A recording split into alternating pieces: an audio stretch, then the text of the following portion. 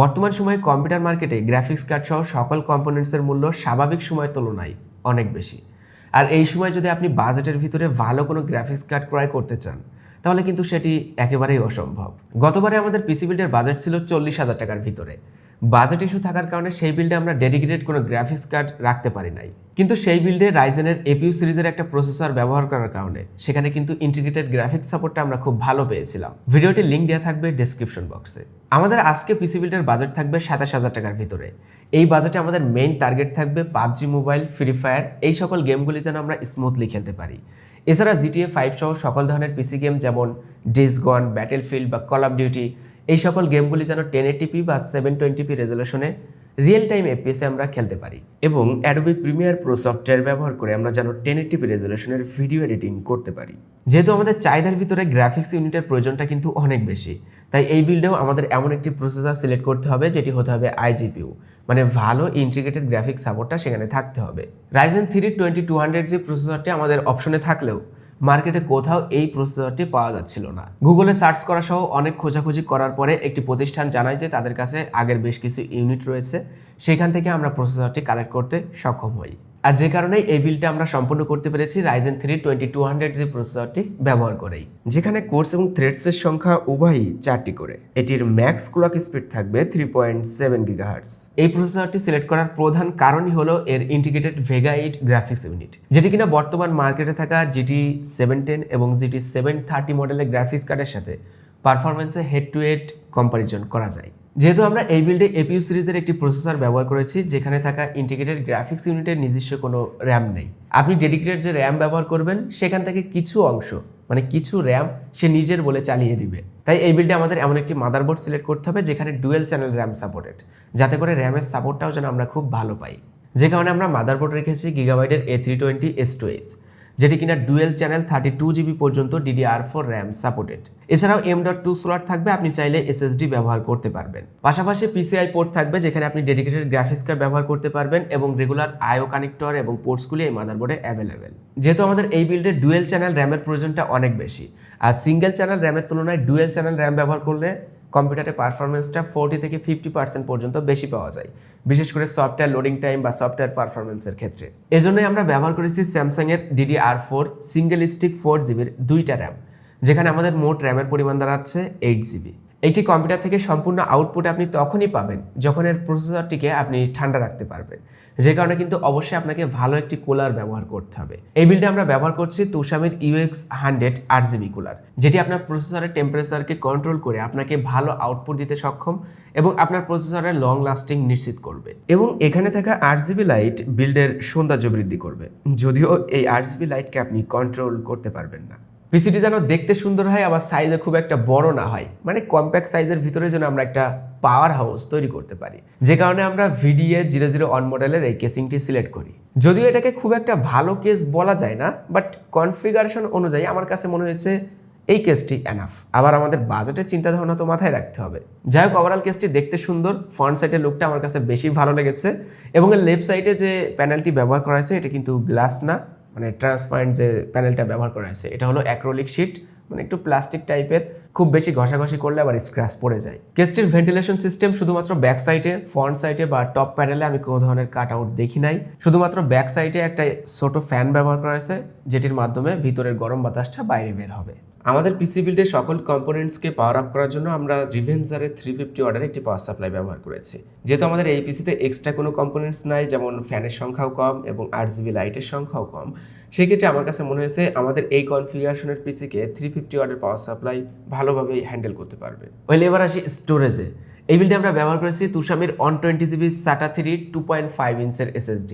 তুষামির SSD আমি একটা জিনিস খেয়াল করেছি, মার্কেটে আপনি এই প্রাইস রেঞ্জে যে SSDগুলো পাবেন সেইগুলোর তুলনায় তুষামির SSD পারফরমেন্সের দিক থেকে এবং ওভারঅল কোয়ালিটির দিক থেকে ওয়ান অফ দ্য বেস্ট। আমাদের মাদারবোর্ডে কিন্তু M.2 স্লট আছে, যেখানে চাইলে আপনি অ্যানাদার SSD ব্যবহার করতে পারবেন, স্টোরেজ আপগ্রেড করতে পারবেন। এছাড়াও দেখা যাচ্ছে আপনার যদি আরও সাইজের প্রয়োজন পড়ে, আরও স্টোরেজের প্রয়োজন পড়ে, সেক্ষেত্রে আপনি 1TB একটা HDD ব্যবহার করতে পারেন। কেসের ভিতরে HDD লাগানোরও অপশন আছে, সেক্ষেত্রে আপনি আপনার স্টোরেজটা আপনার মনের মতো আপডেট করে নিতে পারবেন।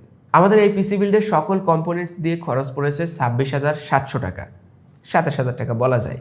তো 26,700 টাকা দিয়ে আমরা একটা পিসি বিল্ড করে কি পেলাম? শুধুমাত্র একটা পিসি কিন্তু পাবো। অনেকে হয়তো ভাবতে পারেন যে এর সাথে মাউস, কিবোর্ড, মনিটর হয়তো দেওয়া হবে, না, সেগুলো আপনাকে আলাদাভাবে ক্রয় করে নিতে হবে। এখানে আমরা শুধুমাত্র পিসিটা বিল্ড করেছি, ওইগুলো আপনি এক্সট্রা ক্রয় করে নেবেন। তো এখন আমরা এই পিসিটার পারফরমেন্স টেস্ট করব, গেমিং টেস্ট, সফটওয়্যার টেস্ট, কোনটাতে কেমন পারফরমেন্স করলো, রিয়েল টাইম আমার এক্সপিরিয়েন্সটা কেমন, কোন সফটওয়্যারে কেমন স্কোর করলো, সেগুলো সম্পর্কে আপনাদেরকে বিস্তারিত জানাবো। শুরুতে আসি গেমিং টেস্টে। আমরা 1080p রেজলিউশনের লো সেটিংয়ে বেশ কিছু গেম খেলেছি, কিছু গেম আবার মিডিয়াম সেটিংয়েও খেলার চেষ্টা করেছি। স্কোরগুলি জানা যাক। প্রথমে আসি GTA 5 এর কাছে। GTA 5 এ আমরা লো সেটিংয়ে 1080p রেজলিউশনে স্কোর পেয়েছি এফপিএসে 45 থেকে 50। Call of duty MW remastered আমরা 720p রেজলিউশনে লো সেটিংয়ে খেলেছি, যেহেতু রিমাস্টার্ড গেম অপটিমাইজেশনে অনেক দুর্বল। এই গেমে আমরা স্কোর পেয়েছি 40 থেকে 55 FPS পর্যন্ত। ব্যাটেলফিল্ড অনে আমরা স্কোর পেয়েছি 720p লো সেটিংয়ে 60 অন থেকে 64 FPS পর্যন্ত। এছাড়াও পাবজি মোবাইল এবং ফ্রি ফায়ার খেলেছি। পাবজি মোবাইল এবং ফ্রি ফায়ারের পারফরমেন্সটা ছিল টপ লেভেলের। মিডিয়াম সেটিংয়ে এক্সট্রিম এবং আলট্রা এফপিএসে খেলা যাচ্ছিল স্মুথলি, কোনো ধরনের ল্যাগ বা গ্লিচ খুব একটা চোখে পড়ছিল না। যখন গ্রাফিক্স ইউনিটটা খুব বেশি বেড়ে যাচ্ছিল সেই সময় হয়তো একটু ল্যাগ চোখে পড়বে, সেক্ষেত্রে লো সেটিংয়ে খেলাটাই বেটার। এছাড়াও এখানে ফাইটিং এক্সপিরিয়েন্সটা ছিল খুব ভালো, খুব একটা সমস্যা হচ্ছিল না পাবজি মোবাইল খেলতে। আবার ফ্রি ফায়ারে পাবজি মোবাইলের থেকেও পারফরমেন্সটা কিন্তু অনেক অংশই বেশি পাওয়া যাচ্ছিল। বলতে গেলে পাবজি মোবাইলের থেকে ফ্রি ফায়ার খুব ভালোভাবে খেলা যাচ্ছিল এই পিসিতে। এবার আসি অ্যাপ্লিকেশন টেস্টে। যদিও এটা আগে বলা উচিত ছিল, তারপরেও মানুষের চাহিদাটা গেমের প্রতি বেশি থাকে, তাই আগেই সেটা বলে দিলাম। আমরা সিনেভেন্স R23 তে স্কোর টেস্ট করেছি, যেখানে সিঙ্গেল করে স্কোর করেছে 873 এবং মাল্টি করে স্কোর করেছে 3326। এবার জানা যাক বিভিন্ন সফটওয়্যার এবং ভিডিও এডিটিংয়ে এই পিসিটি কেমন পারফরমেন্স করলো। আমি আমার ক্যামেরা 1080p রেজলিউশনের ফুটেজ এই পিসিটি ব্যবহার করে অ্যাডোবি প্রিমিয়ার প্রো দিয়ে এডিটিং করার চেষ্টা করেছি। এখানে যে 1080p রেজলিউশনের ভিডিও এডিটিং করা সম্ভব না সেটা কিন্তু নয়। আপনি যদি বিগিনার লেভেলের ভিডিও এডিটর হয়ে থাকেন তাহলে খুব ভালোভাবে এখানে আপনি প্রিমিয়ার প্রোর মতো সফটওয়্যার ব্যবহার করে এডিটিং করতে পারবেন। 2-3টা লেয়ার এবং কিছু সংখ্যক ইফেক্ট টেমপ্লেট ব্যবহারের ক্ষেত্রে খুব একটা সমস্যা হচ্ছিল না, কিন্তু এগুলির সংখ্যা যখন খুব বেশি পরিমাণে হয়ে যাবে তখন কিন্তু আপনি স্মুথনেসের ঘাটতি দেখতে পাবেন, বিশেষ করে প্রিভিউ সেকশনে। তবে লো এবং মিডিয়াম সেটিংয়ে প্রিভিউর ক্ষেত্রে এভারেজ এফপিএসটা কিছুটা ভালো পাওয়া যাচ্ছিল। যদিও রিয়েল টাইম প্রিভিউ এক্সপিরিয়েন্স পাওয়া যাচ্ছিল না 1080p রেজলিউশনে, তারপরেও বলা যায় 1080p রেজলিউশনে বিগিনার লেভেলের ভিডিও এডিটিং এখানে করা সম্ভব।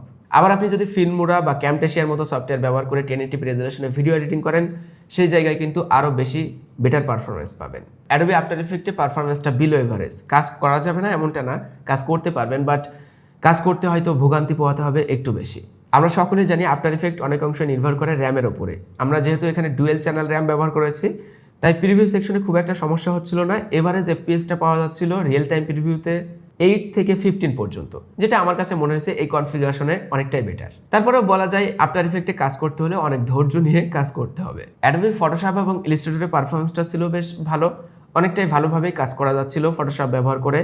লেয়ারগুলো যখন মুভ করছিলাম তখন খুব একটা সমস্যা হচ্ছিল না, বাট ক্যানভাসটা যখন জুম ইন জুম আউট বা আপরাইট করা হচ্ছিল তখন স্মুথনেসের ঘাটতি কিছুটা চোখে পড়ছিল। ওভারঅল বলা যায় ফটোশপে আপনি খুব ভালোভাবেই কাজ করতে পারবেন। কথা বলা যাক পিসির ওভারঅল টেম্পারেচার নিয়ে। খুব ভালো পরিমাণে লোড দিয়েছি, স্ট্রেস টেস্ট করেছি, অনেকগুলো গেম খেলেছি লং টাইম ধরে। যেহেতু কেসের ভেন্টিলেশন সিস্টেম খুব একটা ভালো না, মানে শুধুমাত্র ব্যাক সাইডে, সেক্ষেত্রে আমি প্রথমে ভাবছিলাম যে হয়তো এয়ার ভেন্টিলেশন সিস্টেম খারাপ হওয়ার কারণে টেম্পারেচারটা একটু হাই হয়ে যাবে, বাট ধারণাটা ভুল ছিল। আমি লং টাইম গেম খেলেছি এবং স্ট্রেস টেস্ট করেছি। এক কথায় বলতে গেলে পিসিটা ওভার ইউজ করেছি, তারপরেও টেম্পারেচার খুব একটা বেশি আমার চোখে পড়েনি। ফুল লোডে পিসি যখন ব্যবহার করা হচ্ছিল তখন 60 থেকে 70 সেলসিয়াসের ভিতরে টেম্পারেচারটি রাখা যাচ্ছিল। তো এই ছিল মূলত আমাদের আজকে পিসি বিল্ড। এই বিল্ডটি ব্যবহার করে কিন্তু আপনি ডে টু ডে লাইফে খুব ভালোভাবে কাজ করতে পারবেন। ব্রাউজিং এক্সপিরিয়েন্স খুব ভালো, মাল্টিটাস্কিং খুব ভালোভাবে করতে পারবেন, কোনো ধরনের সমস্যা হবে না। আর টুকটাক গেম খেলা, ভিডিও এডিটিং করা, ফ্রিল্যান্সার যারা আছেন বা যারা ডিজিটাল কন্টেন্ট ক্রিয়েটর আছেন তারাও খুব ভালো কাজ করতে পারবেন এই পিসিটি ব্যবহার করে। এক কথায় আপনার বাজেট যদি 27,000 টাকার ভিতরে থাকে তাহলে আমার কাছে মনে হয়েছে এই পিসিটি আপনার জন্য একদমই পারফেক্ট। তো এই পিসিটি আপনি চাইলে সরাসরি কম্পিউটার ইম্পোর্টার থেকেই ক্রয় করতে পারবেন, অনলাইনে বাংলাদেশের যে কোনো প্রান্ত থেকে। পিসিটি কেনার জন্য কম্পিউটার ইম্পোর্টারের লিঙ্ক ভিডিও ডেসক্রিপশন বক্সে দেওয়া থাকবে, তাছাড়া সকল ইনফরমেশন পেয়ে যাবেন ভিডিও ডেসক্রিপশন বক্সে। তো এই ছিল আজকের ভিডিও। আশা করি ভিডিওটি ভালো লেগেছে। ভালো লাগলে লাইক করবেন, কমেন্ট করবেন আর আপনার মতামত জানাবেন। দেখা হচ্ছে পরবর্তী কোনো ভিডিওতে। সবাই ভালো থাকবেন, সুস্থ থাকবেন। আল্লাহ হাফেজ।